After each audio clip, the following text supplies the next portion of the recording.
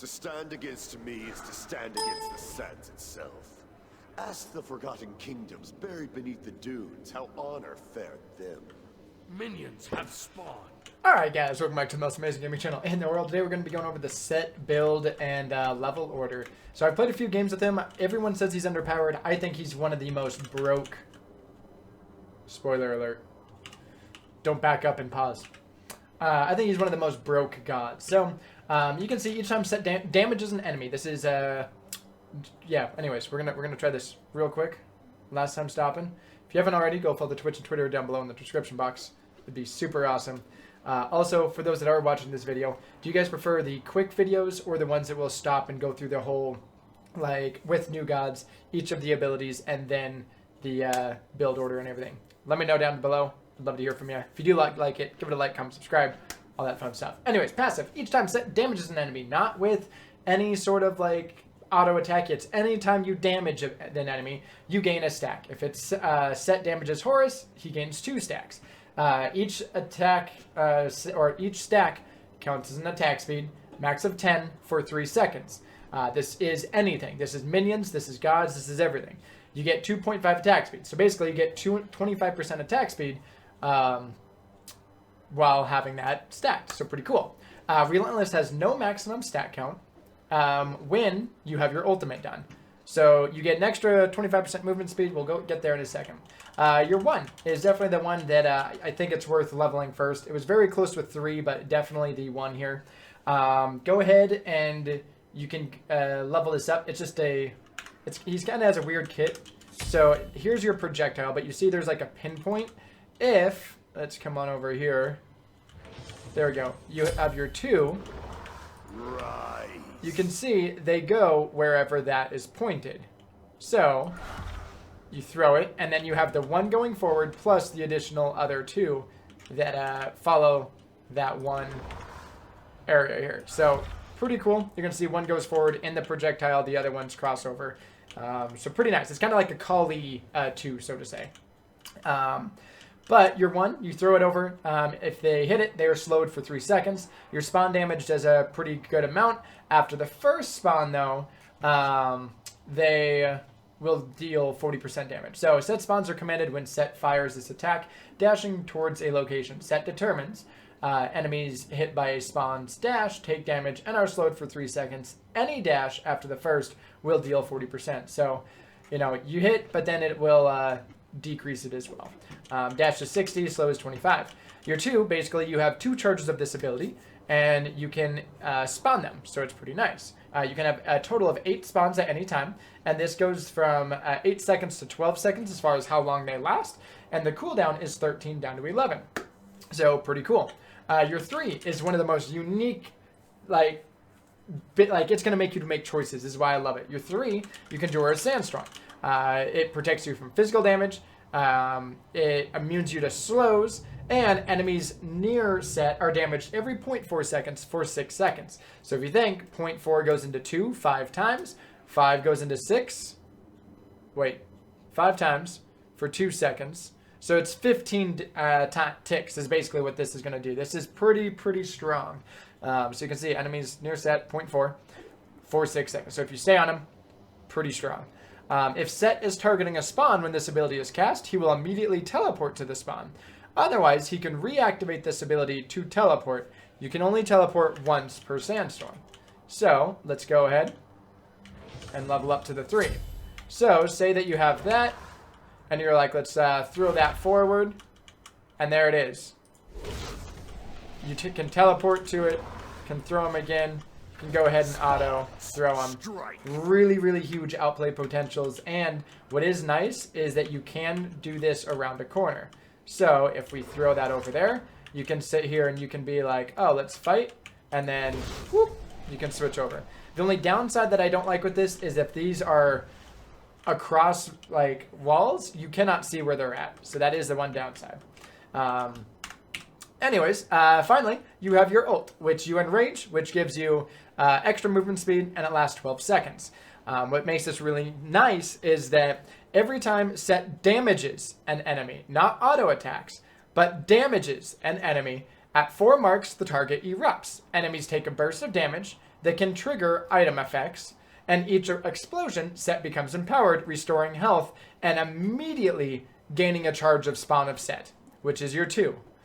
So keep in mind why this is going to be incredibly strong.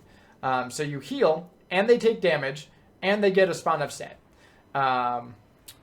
Excess charges of spawn of set cause a spawn to appear next to you. So pretty cool. Anyways, now let's go into the build order and then the items itself. First, you want to go into is your 1. Second is going to be, I personally think, the 3.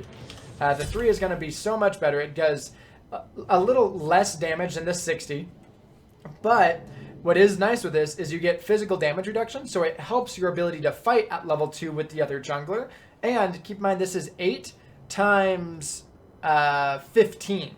So pretty good right here.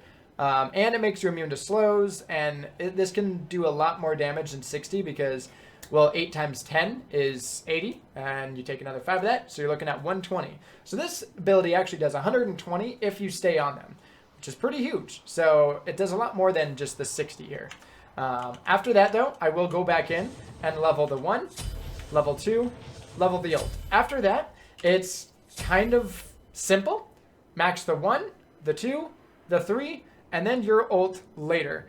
I think that having these 3 personally leveled up is going to be better than the damage here. Now, the damage is 15 for each time, and it does heal you an extra 15 as well. But 15, even if, you know, every time you damage them, they take 4... I mean, it lasts 12 seconds. So, I mean, it's kind of tough because anyone you go on for 12 seconds is going to be dead. So, it's so hard for me to warrant something just on an ultimate that's a pretty long cooldown, 90 seconds. And... you know, if it's only increasing 15, because even if you get this to go off, say, 4 times, that's an increase of 60. Where this goes off plus 4, and it goes off 15 times. So if you level this up once, you get that 60 back. So it's just so tough. Like, that's why I don't find a personal need to level the ult. So, pretty simple at that point. Level the 1, the 2, the 1, level the 2, the 2, the 2, the 3, 3, 3, 3, 4, 4, 4, 4. Pretty simple. Now, the reason why I leveled the 2, not only does it increase the duration, but it also reduces the cooldown, which is very strong. Comparatively to your just upgrading this for damage, and most people are going to be able to dash away or CC you and then get away, so it won't take the full damage of this. So, let's be honest when it gets to that point. So I personally think leveling the 2 is a lot better, especially because it reduces the cooldown and increases the duration they're out. That is significantly better than just the Sandstorm. So the build itself, I like going into Warrior's Tower, Focus my rage. into a Hastened, into a Jotuns. This is the build that I personally like. I think it gets very strong going into Transcendence, then Aussie, and then Kins. After that, you can go ahead and sell boots and go Bloodforge.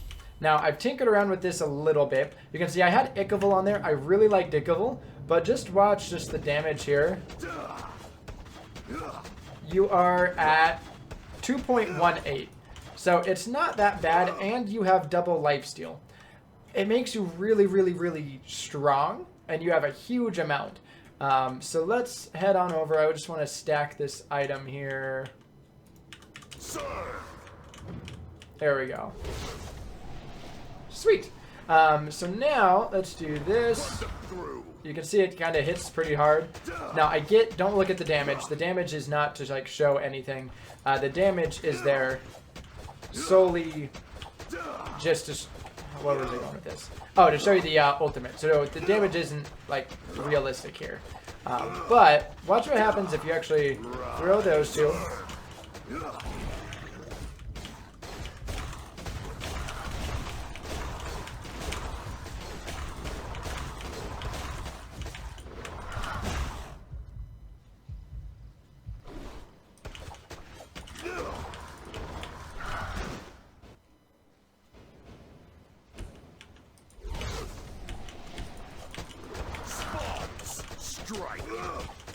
Really strong.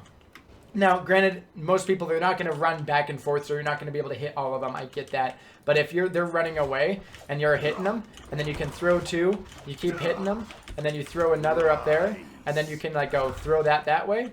Like, it can get very, very, very strong if you can basically, in a sense, cut off one of the ways, because they know if they start spawning 4 or 5 of them in front of you, they can't go that way. And if they do, they're going to die. So that's kind of the route you want to play it. You're never going to like put it around, but you put it in front. So like if you're running through the jungle right here and you throw like one right there and one right there, and you have like 4 of them there and you're on the person, all that's going to happen is when they get there, you throw it and everyone just gets mutilated. So that's kind of the route that I like. The damage is 75 here. This one is also 75 after 3 successful auto attacks. So really, what you're trading off here is 30% attack speed for 15% lifesteal. And I personally think, because you're going to be hitting fast enough as it is, this just makes you a very, very, very tanky boy. Or not tanky, but like very strong. So First blood. you see, I mean, you just have a lot of sustain here. Double kill. Oh, because the thing went over. I wondered why Ra all of a sudden popped up. So I personally really like this. You can go ahead.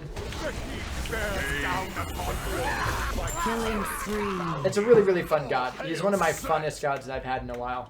But hopefully you guys did like it. If you did, let me know. Was this too long? Was it not good enough? But that is the build that I personally like going. Boots, hastened, Yotuns to get the... this is going to allow you to stick to them, be able to proc your ult multiple times. Yotuns is going to get you your cooldown. Trans at this point in the game, it's not a huge like chunk. 2600 early game is huge. 2600 mid game isn't as bad. As well as now you can start to stack this very efficiently. Aussie, because now it gives you extra lifesteal, extra attack speed, and it gives you the pen. So this is just a really good item, I think, overall. Come back and go into Kins. Now at this point, this is where people are going to be starting to counter you. Aussie just gives you a little bit more survivability.